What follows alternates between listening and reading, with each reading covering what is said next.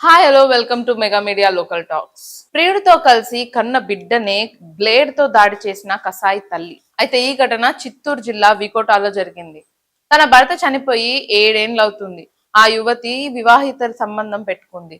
అయితే ఆ సంబంధానికి అడ్డుగా ఉన్నాడని కన్న కొడుకునే తన ప్రైవేట్ పార్ట్ పై బ్లేడ్ తో ప్రియుడితో కలిసి దాడి చేసింది. ఇదంతా తెలుసుకున్న పోలీసులు వచ్చి బాలుడిని వెంటనే హాస్పిటల్ కి తరలించారు.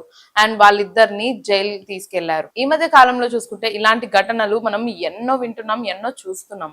వివాహేతర సంబంధాల వల్ల భార్య భర్తను, భర్త భార్యను చంపడం, లేకపోతే ఇంకొకరితో చంపియడం, కన్న పిల్లల్ని కూడా చంపడం, ఇలాంటివి చాలా ఎక్కువైపోయాయి. ఎందువల్ల అంటారు?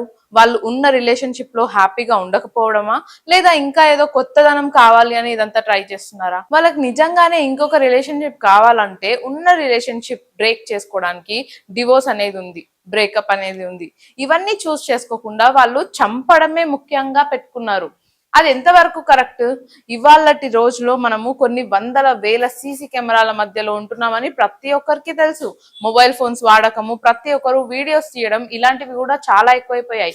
అయినా కానీ వాళ్ళు విచక్షణ లేకుండా చంపడానికే ప్రిఫర్ చేస్తున్నారు. తప్పు చేసిన కొన్ని గంటల్లోనే దొరికిపోతున్న సంఘటనలు ఎన్నో మన కళ్ళ ముందు ఉన్నా గానీ ఏ మాత్రం ఆలోచించకుండా ఒక ప్రాణాన్ని తీసేయడమే ముఖ్య గమ్యంలా పెట్టుకుంటున్నారు. మరి ఇలాంటి అఫైర్స్ గురించి అండ్ మర్డర్స్ గురించి మీరేమంటారో కమెంట్స్ లో చెప్పండి.